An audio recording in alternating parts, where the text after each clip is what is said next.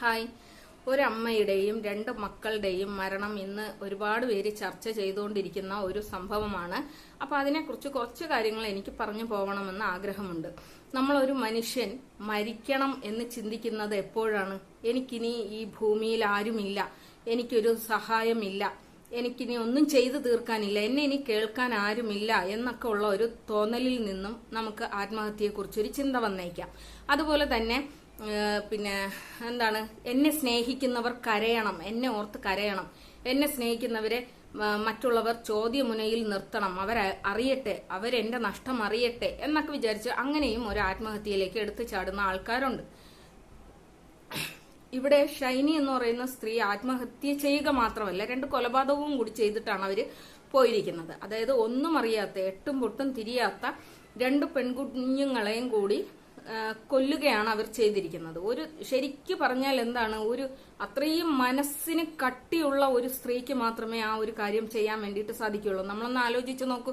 നമ്മുടെ മക്കളൊന്ന് വീണാൽ എണീറ്റ് നിന്ന് അമ്മേ എന്നാണ് വിളിക്കുന്നത്. ആ ഒരു വിളിയിൽ നമ്മൾ എത്ര ദേഷ്യമുണ്ടെങ്കിലും, നമുക്ക് എത്ര വാശിയുണ്ടെങ്കിലും, നമുക്ക് എത്ര സങ്കടമുണ്ടെങ്കിലും അതെല്ലാം തന്നെ അലിഞ്ഞ് ഇല്ലാതാകുന്ന ഒരു വിളിയാണ് നമ്മുടെ മക്കൾ എണീറ്റ് നിന്ന് നമ്മളെ മുഖത്ത് നോക്കി അമ്മേ എന്ന് വിളിക്കുന്ന ആ ഒരു വിളി.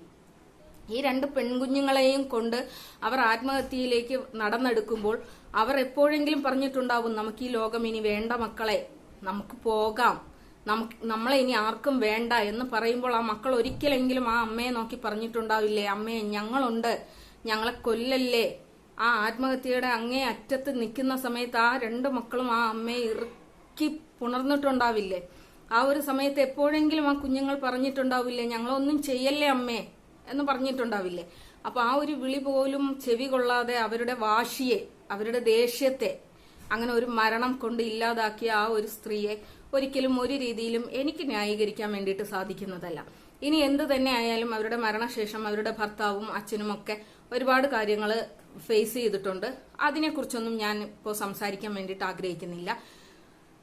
അതിന്റെ പിന്നിലുള്ള രഹസ്യങ്ങൾ എന്തൊക്കെയാണെന്നുള്ളത് അത് തെളിഞ്ഞു വരട്ടെ.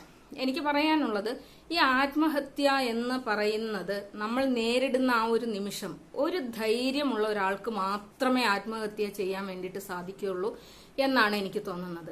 ആ ധൈര്യം മാത്രം പോരെ നമുക്കൊന്ന് ജീവിക്കാൻ വേണ്ടിയിട്ട്? എന്തായാലും മരിച്ച് നമ്മൾ ഈ ഭൂമിയോട് വിട പറയാൻ വേണ്ടിയിട്ട് പോകുന്നു എങ്കിൽ നമ്മൾ ആ ഒരു ധൈര്യം കൊണ്ട് ജീവിക്കാൻ വേണ്ടിയിട്ട് സാധിക്കില്ലേ? എത്രയോ ആൾക്കാരാണ് മക്കളില്ലാതെ ജീവിക്കുന്ന ആൾക്കാര്.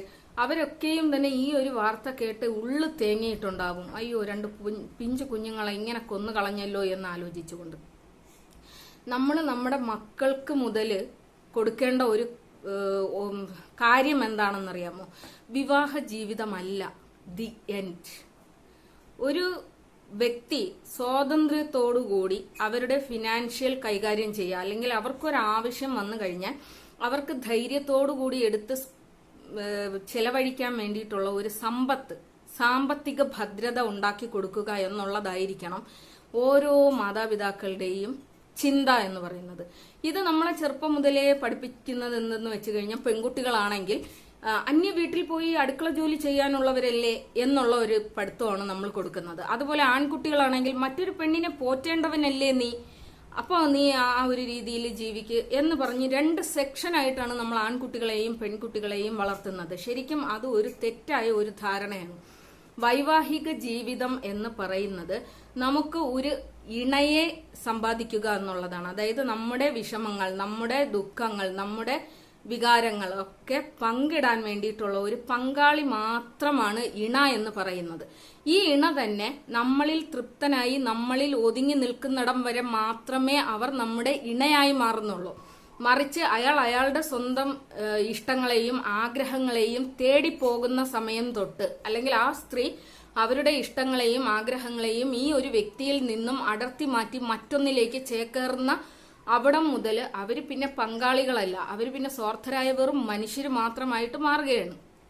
അപ്പോ മനുഷ്യൻ എന്ന് പറഞ്ഞാൽ അങ്ങനെ തന്നെയാണ്. അവന് തൃപ്തിയില്ലാത്ത സ്ഥലങ്ങളിൽ നിന്നും മറ്റൊരിടത്തേക്ക് ചേക്കേറാൻ വേണ്ടിയിട്ട് ശ്രമിക്കുന്നവര് തന്നെയാണ് മനുഷ്യരെന്ന് പറയുന്നത്. അതിനെ അവിഹിതം എന്നൊക്കെ നമ്മുടെ സംസ്കാരം ഉപയോഗിച്ചിട്ട് സംസാരിക്കുന്നത് മാത്രമാണ് അവിഹിതം എന്നൊക്കെ പറഞ്ഞുകൊണ്ട്. എന്തായാലും വിവാഹ ജീവിതം നമുക്ക് ഇഷ്ടമില്ല എങ്കിൽ അതിൽ നിന്നും പിന്തിരിയാനും അത് ഡിവോഴ്സ് ചെയ്ത് മറ്റൊരു ബന്ധത്തിലേക്ക് പോകാനും ഒക്കെ ഉള്ള സ്വാതന്ത്ര്യം തന്നിട്ടുള്ള ഒരു രാജ്യത്താണ് നമ്മൾ ജീവിക്കുന്നത്. അതുകൊണ്ട് തന്നെ നമ്മൾ ഇനിയുള്ള തലമുറയിലെങ്കിലും അങ്ങനെ ഒന്ന് മനസ്സിലാക്കി കൊടുക്കുക. അതായത് വിവാഹ ജീവിതം തന്നെയാണ് ലാസ്റ്റ്.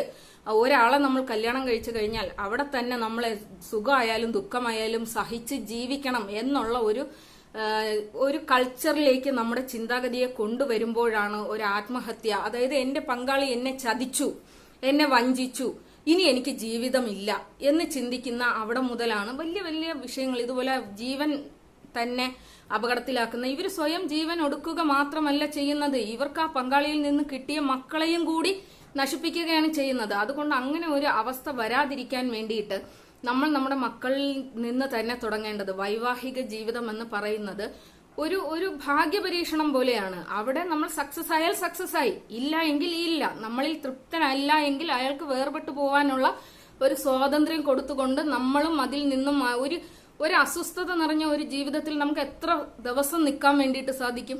നമുക്ക് ജീവിക്കാൻ പറ്റാത്ത ഒരു സാഹചര്യത്തിൽ നമുക്ക് എത്ര നാൾ ജീവിക്കാൻ വേണ്ടിയിട്ട് സാധിക്കും? ജീവിതകാലം മുഴുവൻ അതിൽ ഇങ്ങനെ ഒട്ടിപ്പിടിച്ച് ജീവിക്കണമെന്നുള്ളത് അതൊരിക്കലും ഒരു സാധ്യമാവുന്ന ഒരു കാര്യമല്ല.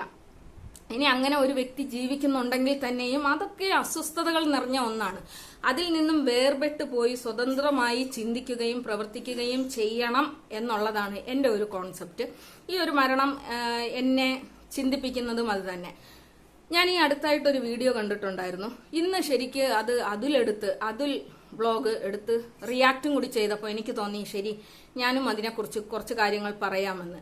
ശരിക്കും ഭർത്താവിന്റെ കുറ്റങ്ങൾ പറഞ്ഞ് സോഷ്യൽ മീഡിയയിൽ വരുന്ന സ്ത്രീകളോട് എനിക്ക് ശരിക്കും വെറുപ്പാണ്. എങ്കിലും ഈ ഒരു കുട്ടിയുടെ കാര്യം, ആ കുട്ടിയുടെ പേര് തെസ്നിയ എമീർ എന്നോ അങ്ങനെ എന്തോ ആണ് ആ കുട്ടിയുടെ പേര്. ആ കുട്ടിയുടെ വീഡിയോകളൊന്ന് ശ്രദ്ധിച്ചു നോക്കുക. ഇരട്ട കുട്ടികളാണെന്ന് തോന്നുന്നു കേട്ടോ. അപ്പൊ ഈ കുട്ടി ഒരു ഇഷ്ടപ്പെട്ട ഒരാളെ കല്യാണം കഴിച്ചു. അതിനുശേഷം നമ്മൾ സാധാരണ പ്രേമിക്കുന്ന സമയത്ത് ഒരാളുടെ പോസിറ്റീവ്സ് മാത്രമേ നമ്മൾ കാണുകയുള്ളൂ. നമ്മൾ അയാളുമായിട്ട് ഒന്നിച്ച് ജീവിക്കുന്ന സമയത്താണ് അയാളുടെ മുഴുവൻ സ്വഭാവങ്ങളും നമ്മൾ മനസ്സിലാക്കുന്നത്. ആ ഒരു സമയത്ത് ചിലപ്പോൾ നമുക്കത് അംഗീകരിക്കാൻ വേണ്ടിയിട്ട് പറ്റുന്ന കാര്യങ്ങളുണ്ട്. ഇഷ്ടം കാരണം നമ്മൾ ഒരുപാട് കാര്യങ്ങൾ സാക്രിഫൈസ് ചെയ്യും. അവിടെ ഇഷ്ടം അല്ലെങ്കിൽ സ്നേഹം എന്നൊരു കാര്യം ഉണ്ടെങ്കിൽ മാത്രമേ അത് നമുക്ക് സാധിക്കുകയുള്ളൂ. അത് എപ്പോഴാണോ നമ്മുടെ ജീവിതത്തിൽ നിന്നും മാറിപ്പോകുന്നത് അപ്പോൾ മുതൽ മറ്റൊരു വ്യക്തിയുടെ അല്ലെങ്കിൽ നമ്മുടെ ഇണയുടെ തെറ്റുകുറ്റങ്ങൾ നമ്മൾ കണ്ടുപിടിച്ചു തുടങ്ങുന്ന സമയം മുതൽ നമുക്ക് ശരിക്കും ആ ഒരു ജീവിതം ആപ്റ്റ് അല്ല എന്നുള്ളതാണ്. അപ്പൊ ആ കുട്ടിയുടെ ജീവിതം ഞാൻ ഇവിടെ പറയാനുള്ള റീസൺ, ആ കുട്ടി കുറെ എപ്പിസോഡ് ബൈ എപ്പിസോഡ്സ് ആയിട്ട് അവളുടെ ഫാമിലി ലൈഫിനെ കുറിച്ചും അവൾ സ്നേഹിച്ച് കല്യാണം കഴിച്ച ആ ഒരു ആളിനെ കുറിച്ചൊക്കെ ഒരുപാട് കാര്യങ്ങൾ പറയുന്നുണ്ട്. ഞാൻ അതിനൊക്കെ എതിരാണ് കേട്ടോ. കാരണം ഒരാളുടെ വ്യക്തി ജീവിതം ഒരു സോഷ്യൽ മീഡിയയിൽ കൊണ്ടുവന്ന് വലിച്ചു കയറുന്നതിനോട് ഞാൻ ശരിക്കും എതിരാണ്. എങ്കിലും ആ കുട്ടിയുടെ ലാസ്റ്റുള്ള വീഡിയോകൾ കണ്ടപ്പോൾ ആ കുട്ടിയെ കുറിച്ച് 2 വാക്ക് എനിക്ക് പറയണമെന്ന് തോന്നി. ആ കുട്ടിയുടെ ജീവിതത്തിൽ ഒരിക്കലും താങ്ങാൻ കഴിയാത്ത ഒരുപാട് വിഷമതകളും വേദനകളും ആ കുട്ടി സഹിച്ചിട്ടുണ്ട്. ഇതിനൊരു മറ്റൊരു വശവും ഉണ്ട് എന്നുള്ളതാണ് വേറൊരു കാര്യം. പക്ഷെ അതിനെയൊക്കെ അതിജീവിച്ചുകൊണ്ട് ആ കുഞ്ഞുങ്ങൾക്ക് വേണ്ടിയിട്ട് ആ കുട്ടി ജീവിക്കാൻ വേണ്ടിയിട്ട് തയ്യാറായി. ആ കുട്ടി ഒരുപാട് തവണ ആത്മഹത്യക്ക് വേണ്ടിയിട്ട് ആഗ്രഹിച്ചിട്ടുണ്ട്, അതിനു വേണ്ടിയിട്ട് ശ്രമിച്ചിട്ടുണ്ട്, അതിനു വേണ്ടിയിട്ട് ആ കുട്ടി ചിന്തിച്ചിട്ടുണ്ട്. പക്ഷെ അതൊന്നുമല്ല നല്ലത്. എന്നെ വേണ്ടാത്ത ഒരു ആൾക്ക് വേണ്ടിയിട്ട് ഞാൻ എന്തിനാണ് എൻ്റെ ജീവിതം ഇല്ലാതാക്കുന്നത് എന്ന് ചിന്തിച്ചുകൊണ്ട് ആ കുട്ടി ജീവിതത്തിലേക്ക് തിരിച്ചു വന്ന ആ ഒരു അഭിപ്രായത്തെ അല്ലെങ്കിൽ ആ ഒരു ചിന്തയെ ഞാൻ അപ്രിഷിയേറ്റ് ചെയ്യുന്നു. അത് ഓരോ സ്ത്രീകളും അല്ലെങ്കിൽ ഓരോ പുരുഷന്മാരും ആ ഒരു വീഡിയോ കാണുക തന്നെ ചെയ്യണം. തെസ്നിയ എമീർ എന്ന് പറയുന്ന ആ കുട്ടിയുടെ വീഡിയോ ഒന്ന് പോയി കാണണം. ഈ ലാസ്റ്റ് എപ്പിസോഡുകളിൽ ആ കുട്ടി പറഞ്ഞിരിക്കുന്ന ചില കാര്യങ്ങൾ നമ്മൾ തന്നെ അറിയാതെ നമ്മിലേക്ക് വന്നു ചേരുന്ന കുറച്ച് ബോൾനെസ് ഉണ്ടാകും. ശരിക്കും പറഞ്ഞാൽ ഞാൻ ജീവിച്ചത് ഒരച്ഛൻ്റെ തണലിലല്ല, എൻ്റെ അമ്മയുടെ മാത്രം തണലിലാണ് ഞാൻ ജീവിച്ചത്. പക്ഷെ ഞാൻ സ്വായത്തമാക്കിയെടുത്ത ഒരു ആർജവമുണ്ട്. ഇന്ന് 8 വയറുകളെ പോറ്റുന്ന അല്ലെങ്കിൽ 8 ജീവിതങ്ങളെ ജീവനോടുകൂടി നിലനിർത്താൻ പറ്റുന്നത്ര ഒരു ബോൾഡ്നെസ് കൈവരിച്ചിട്ടുണ്ട്. എല്ലാ മനുഷ്യനും അത് സാധിക്കും. അതിജീവിക്കാൻ സാധിക്കുന്ന ഒരു ജീവിയാണ് മനുഷ്യനെന്ന് പറയുന്നത്. അവനെ ഏത് ജീവിത അവസരങ്ങളിൽ കൊണ്ടുവന്നിട്ടാലും അവൻ സുഖമായിട്ട് ജീവിക്കും. ഇപ്പോൾ വലിയ കൊട്ടാരം പോലുള്ള വീടുകളിൽ ജീവിച്ചിരുന്നവരാണ് വയനാടിൽ വെള്ളപ്പൊക്കത്തിൽ ഒലിച്ചു പോയ വീടുകൾ നഷ്ടപ്പെട്ട് കഴിഞ്ഞപ്പോൾ ഇവർ സ്കൂൾ വരാന്തകളിലും മറ്റുമൊക്കെ ആരൊക്കെയോ വെച്ച് വിളമ്പുന്ന ആഹാരങ്ങൾ കഴിച്ചുകൊണ്ട് ജീവിച്ചില്ലേ? ദിവസവും ബിരിയാണി വെച്ച് തിന്നുകൊണ്ടിരുന്ന ആൾക്കാർ വെറും ചോറും ചമ്മന്തിയൊക്കെ വെച്ച് തിന്നില്ലേ? അപ്പോൾ നമുക്ക് ഏതൊരു സാഹചര്യത്തെയും അതിജീവിക്കാൻ വേണ്ടിയിട്ട് സാധിക്കും. പക്ഷെ അതിന് കഴിയാതെ പരാജയം സമ്മതിച്ചുകൊണ്ട് ആത്മഹത്യ ചെയ്യുന്ന ആൾക്കാരോട് എനിക്ക് പറയാനുള്ളത് ഇത്ര മാത്രമാണ്. ആത്മഹത്യ ചെയ്യാൻ എടുക്കുന്ന ധൈര്യത്തിന്റെ പകുതി പോലും വേണ്ട നമുക്ക് ജീവിക്കാൻ വേണ്ടിയിട്ട്. നമ്മുടെ മുമ്പിൽ ഒരു മക്കളും കൂടി ഉണ്ടെങ്കിൽ തീർച്ചയായിട്ടും നമുക്ക് ആ ഒരു ജീവിതം ജീവിച്ചെടുക്കാൻ വേണ്ടിയിട്ട് സാധിക്കുക തന്നെ ചെയ്യും.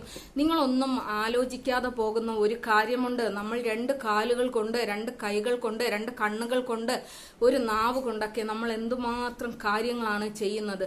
നമുക്ക് ഇത്രയേറെ കഴിവ് തന്നിട്ടുണ്ട് എന്നുള്ളതാണ്. നമ്മുടെ സൃഷ്ടാവ് നമുക്ക് ഇത്രയേറെ കഴിവ് തന്നിട്ടും നമുക്ക് ജീവിക്കാൻ സാധിക്കുന്നില്ല. എൻ്റെ മനസ്സിനെ എനിക്ക് താങ്ങി നിർത്താൻ വേണ്ടിയിട്ട് കഴിയുന്നില്ല, ഞാൻ ആത്മഹത്യയിലേക്ക് പോകുന്നു എന്ന് പറയുമ്പോൾ നിങ്ങൾ തിരിഞ്ഞു നോക്കേണ്ട കുറച്ച് ജീവിതങ്ങളുണ്ട്.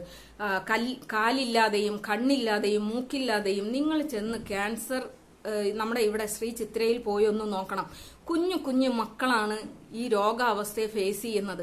ഈ മക്കളെയും നെഞ്ചോട് ചേർത്ത് പിടിച്ചു നിൽക്കുന്ന ഉമ്മമാരെ നിങ്ങൾ ഒന്ന് കാണണം. അവരുടെ കണ്ണുകളിൽ കാണുന്ന ആ ദയനീയത മാത്രം മതി നിങ്ങൾക്ക് ജീവിക്കാനുള്ള പ്രേരണ തരാൻ വേണ്ടിയിട്ട്. അല്ലെങ്കിൽ നിങ്ങളൊന്ന് മെഡിക്കൽ കോളേജിൽ ചെന്നൊന്ന് നോക്കണം. ഓരോ മനുഷ്യനും ജീവന് വേണ്ടിയിട്ട്, എന്തിന്, ജീവശ്വാസത്തിന് വേണ്ടിയിട്ട് യാചിച്ച് നിൽക്കുന്ന ഒരവസ്ഥ നിങ്ങളൊന്ന് പോയി നോക്കണം.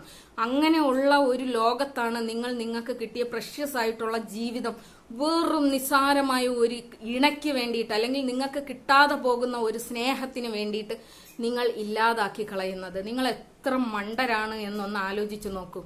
ആത്മഹത്യ ഒന്നിനും ഒരു പരിഹാരമല്ല. ജീവിച്ചിരുന്നു കൊണ്ട് പകരം വീട്ടുക.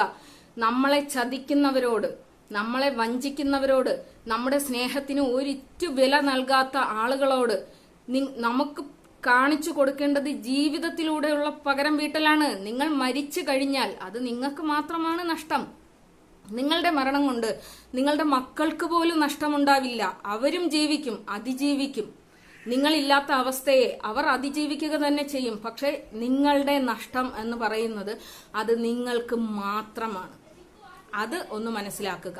ഇനി സ്വന്തം ജീവിതത്തിന് പുല്ലുവില നൽകിക്കൊണ്ട് സ്വന്തം ഭാര്യയ്ക്ക്, നിങ്ങളുടെ മക്കളെ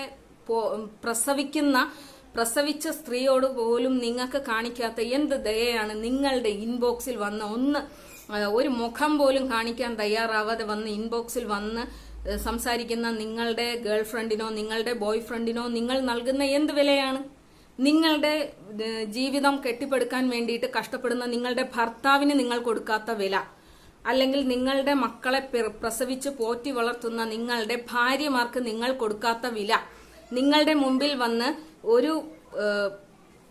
ഒരു രീതിയിലും നിങ്ങൾക്ക് ഐഡന്റിറ്റി പോലും വെളിപ്പെടുത്താൻ, അല്ലെങ്കിൽ അവർ വെളിപ്പെടുത്തിയിരിക്കുന്ന ഐഡന്റിറ്റിയെ കുറിച്ച് നിങ്ങൾക്ക് ഉറപ്പുണ്ടോ?